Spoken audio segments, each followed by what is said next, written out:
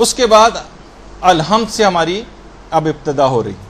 دیکھیں نماز کی ابتدا سورہ الحمد ہی سے کیوں ہے؟ وجہ کیا ہے؟ کوئی اور سورہ بھی تو ہو سکتا تھا. باقاعدہ فضل ابن شاذان نے ہمارے 8ویں امام علی رضا علیہ السلام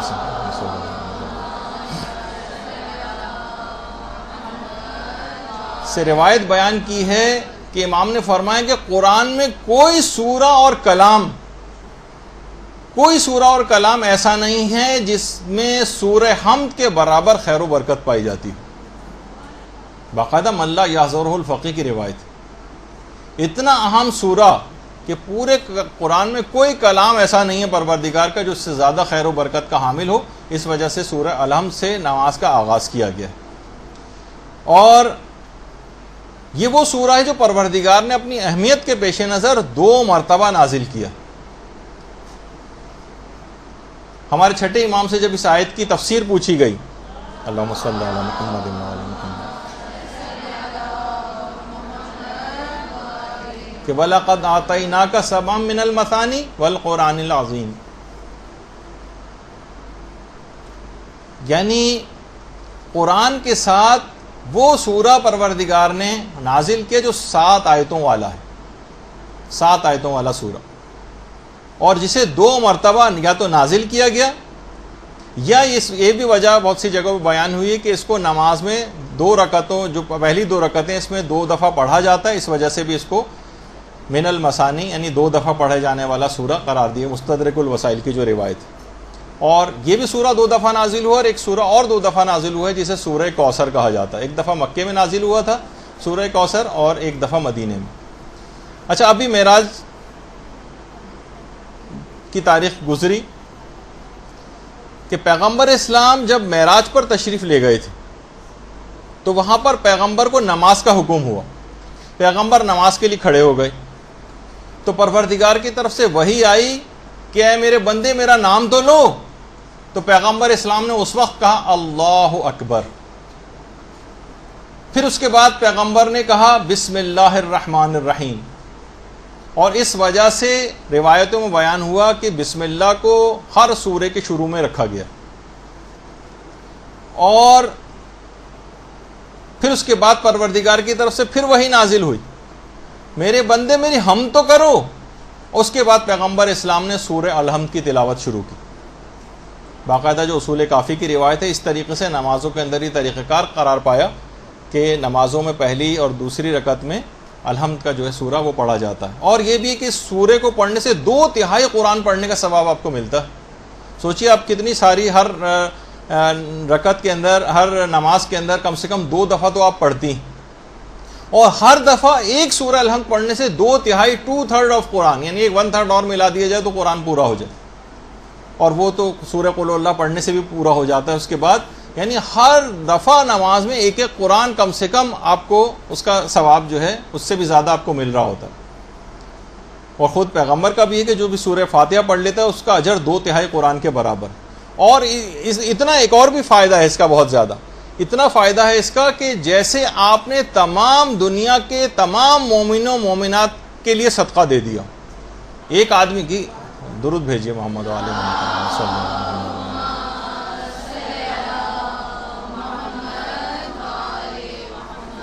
باقاعدہ تفسیر مجموع البیان کے اندر جو پہلی جلد ہے اس کے اندر سورہ الحمد کے ذیل میں یہ بات بیان ہوئی ہے، یہ والی روایت، کہ تمام دنیا کے مومنوں و مومنات کی طرف سے گویا آپ نے صدقہ دے دیا 2/3 قرآن پڑھنے کے ثواب کے علاوہ.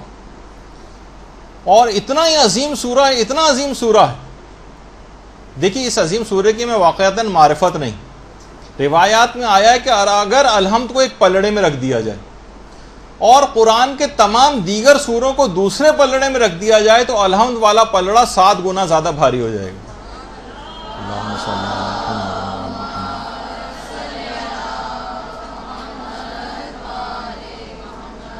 7 گنا زیادہ بھاری قرآن کے دیگر تمام سوروں کے مقابلے میں الحمد کا سورہ. اب کتنی سرسری بیزاری اور اس سے ہم پڑھتے ہوئے جاتے ہیں اس سورے کو. اور یہ جب سورہ نازل ہوا تھا تو واقعتاً شیطان نے اس وقت نالہ و فریاد کیا تھا. اور پیغمبر اسلام نے ایک اور خاص موقع دیا کہ عام زندگی میں بھی وہ ہے نا، نماز سے مدد لو. نماز کے اندر سورہ الحمد پڑھی جاتی ہے لیکن عام زندگی میں اس سے مدد لی جا سکتی. خاص طور پر پیغمبر نے جو درد جس وقت جسم میں کسی جگہ واقع ہو رہا ہو، سر میں یا جسم کسی اور جگہ، اس وقت سورہ الحمد پڑھنے کی بہت تاکید. قرآن کے ذریعے بھی باقاعدہ بہت سارے علماء نے پوری کتابیں لکھی ہیں قرآن سے علاج کے سلسلے میں، تو اس کے اندر سے ایک بات یہ بھی ہے. اچھا، اسی طرح سے یعنی تو درد کی جگہوں پر، اس کے علاوہ علماء نے ایک بات اور کہی، سورہ کے اندر ایک خصوصیت یہ بھی ہے کہ پروردگار عالم نے آپ کو ایک اعزاز بخشا ہے کہ براہ راست اس سورہ کی تلاوت میں آپ کی پروردگار عالم سے براہ راست بات چیت ہوتی ہے. نہ درمیان میں نہ کوئی واسطہ فرشتہ ہے نہ کوئی ملک ہے، کوئی بھی درمیان میں ہے ہی نہیں، آپ ہیں اور پروردگار عالم. کتنا بڑا اعزاز ہے کہ سورہ الحمد جس وقت ہم پڑھتے ہیں براہ راست پروردگار عالم سے ہماری بات چیت ہو رہی ہوتی. پیغمبر اسلام کی اپنی حیات ظاہریہ میں بھی اس سورے کو فاتحۃ الکتاب کے نام سے یاد کیا جاتا تھا، قرآن کا آغاز کرنے والی سورہ. یہاں سے علماء فرماتے ہیں کہ اس نام سے بھی ایک مسئلہ حل ہوتا ہے کہ جو یہ لوگ کہتے ہیں کہ قرآن پیغمبر اسلام کے دور میں جمع نہیں ہوا تھا بلکہ بعد کے زمانے کے جو حکمران آتے رہے ان لوگوں نے قرآن کو جمع کیا ہے. علماء اس نام کو بھی ایک دلیل کے طور پر دیگر دلائل کے ساتھ اس کو بھی دلیل بناتے ہیں کہ رسول کے دور میں قرآن پورا جمع ہو چکا تھا اور اس کے شروع میں سورہ الحمد تھی. جب بھی تو رسول کے زمانے میں سے فاتحۃ الکتاب کہا جاتا تھا، قرآن کا آغاز کرنے والی سورہ. جب کوئی چیز ہی نہیں تھی، قرآن جمع ہی نہیں تھا، لوگوں کے صحابہ کے دل وغیرہ میں تھا، تو قرآن کا آغاز کرنے والا سورہ اس کو کیسے کہا جا سکتا ہے؟ قرآن تو کوئی فزیکل صورت میں مکمل طور پر موجود ہی نہیں تھا ان لوگوں کے نظریے کے مطابق. تو علماء کہتے ہیں اس کے معنی بھی ہیں کہ قرآن پیغمبر اسلام کی اپنی زندگی میں جمع ہو چکا تھا. جہاں تک وہ روایات ہیں کہ جن میں امیر المومنین کے قرآن کو جمع کرنے کا تذکرہ، اللہم صلی علی محمد و علی محمد، وہ اصلاً قرآن کی تمام آیات کو ان کے شان نزول و تفاسیر کے ساتھ جمع کرنے کے متعلق، نہ کہ خود قرآن کے متعلق. اور ایک اور حدیث بھی ہے جس کو لوگ اس طور پر کبھی نہیں لیتے، اس سے بھی ایک بہت بڑا مسئلہ حل ہوتا ہے، حالانکہ وہ حدیث کتنی مشہور ہے، انی تارکن فیکم الثقلین کتاب اللہ و عطرتی اہل بیتی. میں تمہارے درمیان دو گراں قدر چیزیں چھوڑ کر جا رہا ہوں، کتاب خدا اور میری عطرت و اہل بیت. اس کا مطلب یہ ہے، علماء فرماتے ہیں کہ کتاب خدا کمپائلڈ فارم میں پیغمبر اسلام کے زمانے میں موجود تھی. اگر یہ منتشر ہوتی، فقط صحابہ کے سینوں میں ہوتی، یا متفرق طور پر کسی جگہ درخت کی چھال پہ کہیں کوئی چیز لکھی ہوئی ہے، کسی جگہ کوئی چیز لکھی ہوئی ہے، متفرق ہوتی، تو اس پر کتاب کا اطلاق نہیں ہو سکتا تھا. اس کا مطلب ہے کہ کتاب خدا اس زمانے میں اسی طریقے سے موجود تھی کہ جس طرح آج کل ہمارے درمیان ہمارے ہاتھوں میں قرآن ہوتا ہے. اس کی شیپ ان چیز کی الگ ہو سکتی ہے کہ درخت کی چھال پر ہو، یا کسی اور زمانے میں ظاہر چھاپا خانے اس طرح کے قرآن نہیں ہوتے تھے. لیکن جب پیغمبر فرما گئے ہیں کہ میں دو برابر کی چیزیں چھوڑ کر جا رہا ہوں جس میں ایک کتاب خدا ہے، تو اس کا مطلب کتاب خدا اس زمانے میں موجود تھی. اور یہ جو کہا جاتا ہے کہ بعد کے حکمرانوں نے اس کو جمع کیا، یہ بات صحیح نہیں.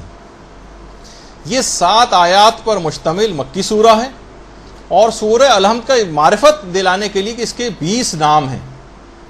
اس کو سورہ حمد بھی کہتے ہیں، اس کا نام سورہ شکر بھی ہے، اس کا نام سورہ فاتحہ بھی ہے، اس کو سبع مثانی بھی کہا جاتا ہے، ام الکتاب بھی کہا جاتا ہے، ام القرآن بھی کہا جاتا ہے، کنز بھی کہا جاتا ہے، یعنی بہت بڑا خزانہ. اور خاص طور پر ایک چیز اور بھی ہے کہ اس کا جو فائدہ ہے، عام طور پر گھروں میں کبھی ایسی صورتحال یا ایمرجنسیز پیش آ جائیں، اور وہ کہ اگر کوئی شخص بے ہوش ہو جائے تو اس وقت بھی سورہ الحمد کے ذریعے آپ اسے ہوش میں لا سکتے ہیں. ایک صحابی ابو سلیمان کہتے تھے کہ پیغمبر اسلام کے ساتھ ہم لوگ جنگ میں مصروف تھے کہ ہمارا ایک ساتھی بے ہوش ہو کر گر پڑا، ساتھی بے ہوش ہو گیا. صحابہ میں سے کسی نے اس کے کان میں سورہ الحمد پڑھی، اسی وقت اس صحابی کو ہوش آ گیا. اللہم صلی علی محمد و علی محمد. وہ فرماتے ہیں کہ ہم سب لوگ دوڑے دوڑے پیغمبر اسلام کے پاس آئے، ان کو یہ واقعہ سنایا.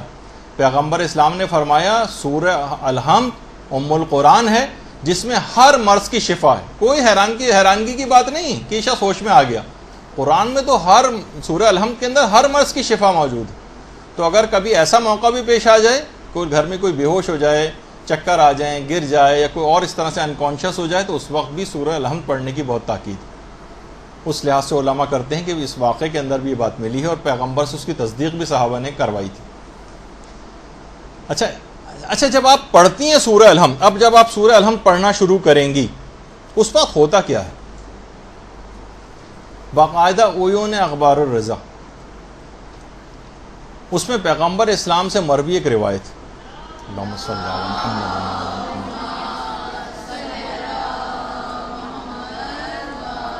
روایت پیغمبر فرماتے ہیں جب بندہ یہ کہتا ہے بسم اللہ الرحمن الرحیم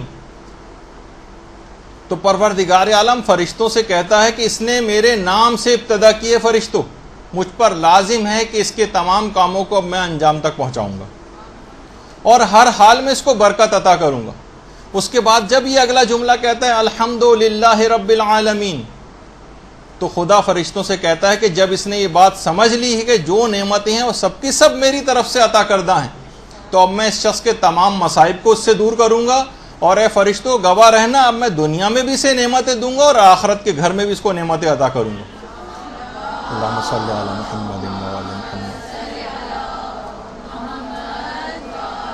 اور میں جس طرح سے اس جہان میں اس کو مصائب سے نجات عطا کروں گا اسی طرح سے آخرت کے گھر میں بھی اس کو تمام مصائب سے نجات عطا کروں گا۔ اس کے بعد جب بندہ اس کے بعد اگلا کلمہ کہتا ہے الرحمن الرحیم تو پروردگار کہتا ہے کہ جب یہ گواہی دے رہا ہے کہ میں رحمان اور رحیم ہوں تو اے فرشتوں گواہ رہنا کہ میں اس کے حصے میں اپنی رحمت اور عطیات کو زیادہ سے زیادہ کر دوں گا۔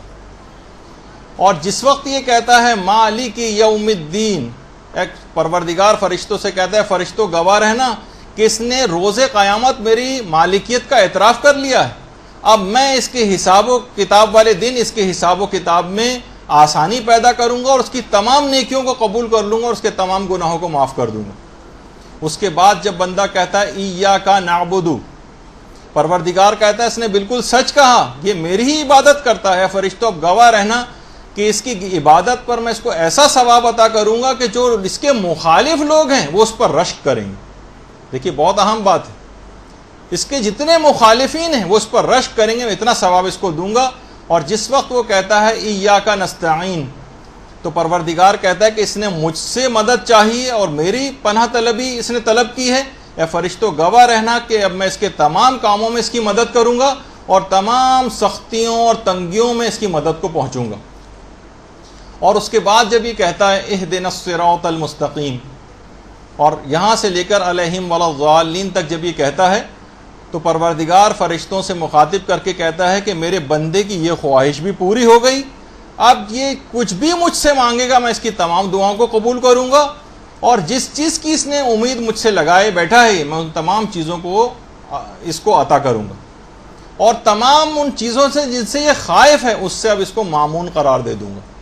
تو آپ نے دیکھا باقاعدہ تفسیر المیزان کی پہلی جلد میں عیون اخبار الرضا وغیرہ کے اندر سب کے اندر یہ روایت موجود ہے کہ جس وقت آپ سورہ الحمد پڑھتی ہیں تو پروردگار فرشتوں سے اس وقت ہم کلام ہو کہ یہ باتیں آپ کے لیے کہہ رہا ہوتا ہے، تو اتنا سرسری طریقے سے سورہ الحمد کو پڑھا جائے، کتنی اہم بات ہے کہ اتنی چیزیں پروردگار عالم آپ سے وعدے کر رہا ہے کہ میں یہ کام کروں گا، یہ کروں گا، تمہاری ہر مدد کو پہنچوں گا، ہر طرح کی امداد کروں گا، تمام اعمال کو قبول کر لوں گا، ہر قسم کے خوف اور مصیبت سے نجات دوں گا اور آخرت تک میں نجات دے دوں گا، تمام وعدے پروردگار اس الحمد کے نتیجے میں آپ سے پروردگار کر رہا ہے۔ برحمتک یا ارحم الراحمین وصلی اللہ علی محمد وآلہ الطاہرین۔